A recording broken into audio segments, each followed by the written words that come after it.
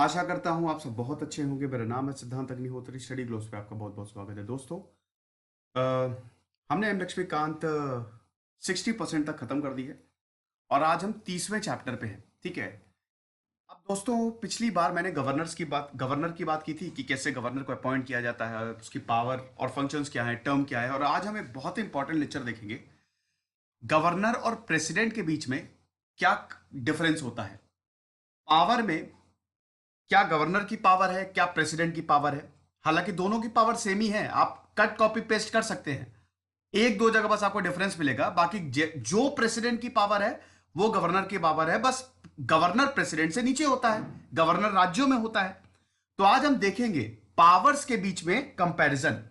हम यहां पे तीन पावर्स की बात करेंगे, तीन क्षेत्रों में हम कंपैरिजन देखेंगे। सबसे पहले तो जो बिल्स होते हैं, ठीक है, उसके बाद जो पार्डनिंग पावर, और फिर जो ऑर्डिनेंस को प्रोमलगेट किया जाता है वो गवर्नर कैसे करता है और प्रेसिडेंट कैसे करता है। हालांकि जो राष्ट्रपति की ताकत, मैं फिर से बोल रहा हूं, आप उसको कट कॉपी पेस्ट कर दीजिए। मैं बताऊंगा कहां पे कट कॉपी पेस्ट नहीं करना है। तो चलिए आगे बढ़ते हैं। अब ये मैं एक्सप्लेन करूंगा। किताब में दोस्तों एक जगह प्रेसिडेंट लिखा है, एक जगह गवर्नर लिखा है, और बकायदा पॉइंट ऑफ डिफरेंस लिखे, मतलब पॉइंट्स ऑफ कंपैरिजन लिखे हुए हैं। मैं उन पॉइंट्स को एक्सप्लेन करूंगा। ठीक है।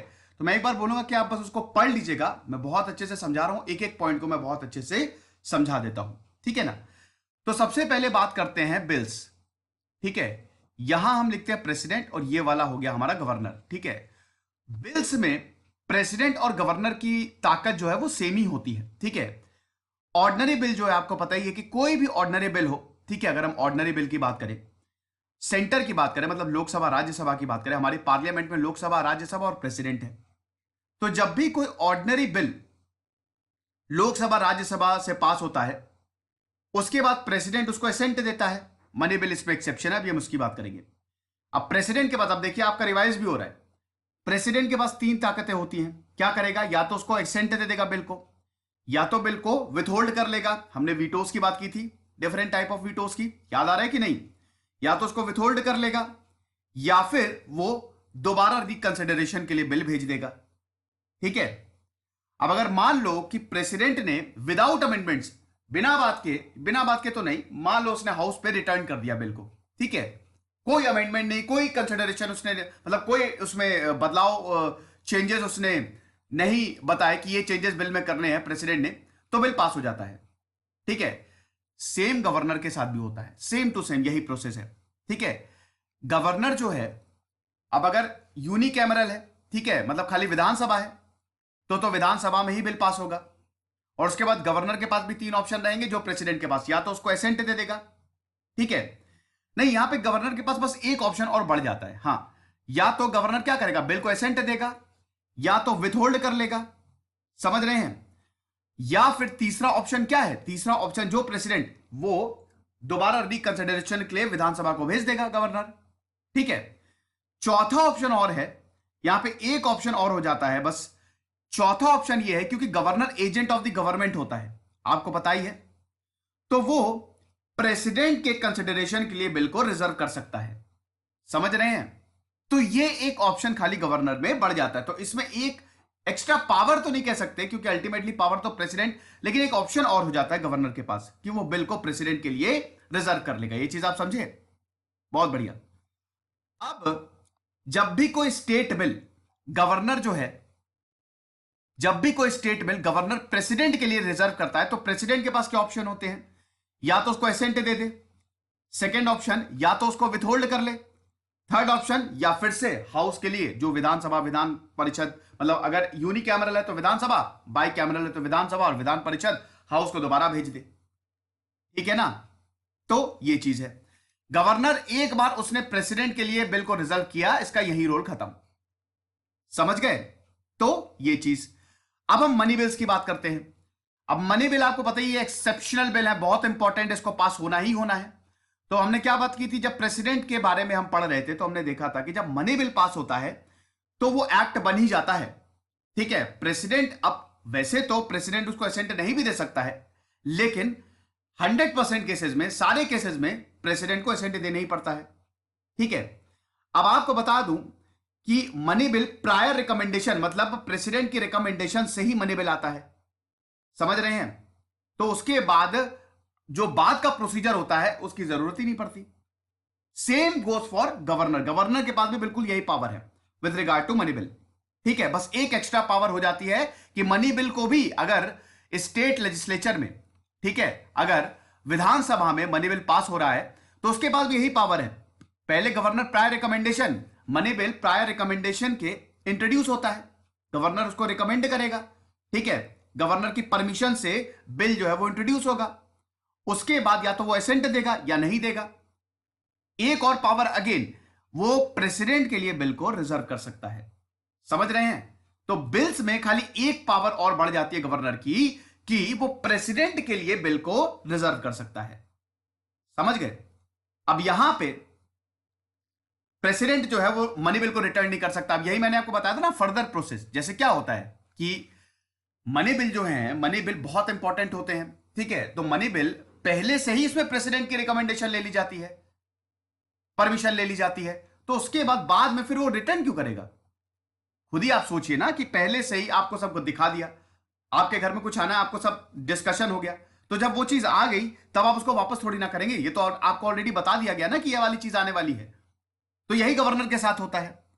गवर्नर की प्रायर रिकमेंडेशन पे प्रायर परमिशन होती है, ठीक है, तो वो रिकंसिडरेशन के लिए नहीं भेज सकता। ये चीज आप समझे, ये इंपॉर्टेंट चीज है।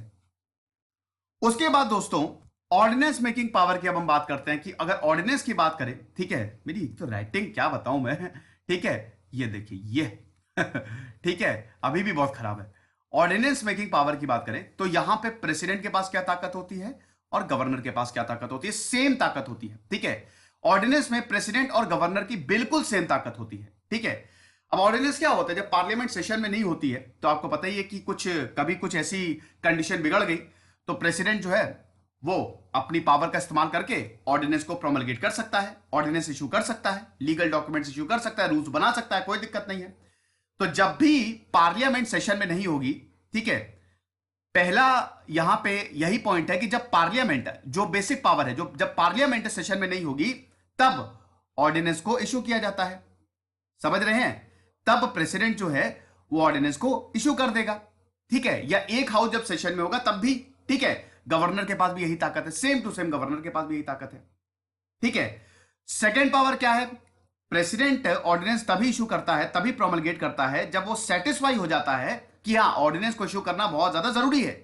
अगर हम रूल्स एंड रेगुलेशन नहीं बनाएंगे, अगर मैं हाउस तो क्योंकि कोई भी एक्ट लाने के लिए क्या है, कोई भी रूल्स एंड रेगुलेशन बनाने के लिए आपको बिल लाना पड़ेगा, वो एक्ट बनेगा, तो पार्लियामेंट तो सेशन में है नहीं, पार्लियामेंट तो है नहीं सेशन में, तो प्रेसिडेंट जो है वो अपनी पावर का यूज करेगा, ठीक है। तो जब वो सेटिस्फाई हो जाता है तब वो ऑर्डिनेंस को इशू करेगा। गवर्नर भी यही करेगा स्टेट में, बस गवर्नर आप स्टेट जोड़ते चलिए। जब गवर्नर को लगेगा कि हाँ स्टेट में दिक्कत है तब वो ऑर्डिनेंस इशू कर देगा, ठीक है, जब सेटिस्फाई हो जाएगा हाँ बहुत ही ज्यादा जरूरी है। समझ रहे हैं? तीसरा पॉइंट ये है कि प्रेसिडेंट जो है उन्हीं सब्जेक्ट पे ऑर्डिनेंस इशू करता है जो कि यूनियन सब्जेक्ट्स होते हैं, जो यूनियन लिस्ट के अंदर आते हैं। समझ रहे हैं? मतलब प्रेसिडेंट उन सब्जेक्ट्स पे ऑर्डिनेंस इशू करेगा जिस पे पार्लियामेंट लॉ बना सकता है। अब वो कॉन्करेंट में भी और यूनियन में भी हो सकता है। समझ रहे हैं? पार्लियामेंट, लोकसभा राज्यसभा जिस पे लॉ बनाएगा, ठीक है, उस पे वो ऑर्डिनेंस इशू करेगा। गवर्नर की बात करें तो वो स्टेट लिस्ट आ जाएगा। प्रेसिडेंट जो है किसी भी टाइम पे ऑर्डिनेंस को विड्रॉ कर सकता है, गवर्नर भी किसी भी टाइम पे ऑर्डिनेंस को विड्रॉ कर सकता है, ठीक है ना। याद रखिएगा ये ऑर्डिनेंस मेकिंग पावर जो है ना ये डिस्क्रिशनरी पावर नहीं है। समझ रहे हैं? और इधर गवर्नर की भी ये डिस्क्रिशनरी पावर नहीं है। मतलब जब भी ऑर्डिनेंस इशू करेंगे, डिस्क्रिशनरी पावर मतलब क्या? पूरा अधिकार प्रेसिडेंट का, पूरा अधिकार गवर्नर का, ऐसा नहीं है। जब भी आप ऑर्डिनेंस इशू करेंगे तो आपको मिनिस्टर्स की एडवाइस लेनी पड़ेगी, मिनिस्टर्स से कंसल्ट करना पड़ेगा। समझ रहे हैं? तो डिस्क्रिशनरी पावर में नहीं आता है, ठीक है ना। तो ये चीज आप याद रखिएगा, ठीक है। उसके बाद जब भी ऑर्डिनेंस इशू किया जाता है, ये हमने बात की थी कि उसको पार्लियामेंट के समक्ष रखा जाता है। जब भी पार्लियामेंट सेशन में आएगा उसको समक्ष रखा जाता है। Same goes with governor. तो ऑर्डिनेंस मेकिंग पावर की बात करें दोस्तों, बिल्कुल सेम है। समझ रहे हैं? कोई दिक्कत नहीं है, ठीक है। अब हम ये देखते हैं दोस्तों पार्डनिंग पावर्स की बात करें, पार्डनिंग पावर्स की बात करें दोस्तों, तो इसमें गवर्नर जो है वो डेथ सेंटेंस को पार्डन नहीं कर सकता। मतलब प्रेसिडेंट जो है वो डेथ सेंटेंस को, मौत की सजा को भी माफ कर सकता है, लेकिन गवर्नर मौत की सजा को माफ नहीं कर सकता। बाकी pardon, reprieve, respite, remit, commute, ये सब कर सकता है। सजा को कम कर सकता है, दोबारा देख सकता है, सजा को माफ डेथ सेंटेंस को माफ नहीं कर सकता। ठीक है ना।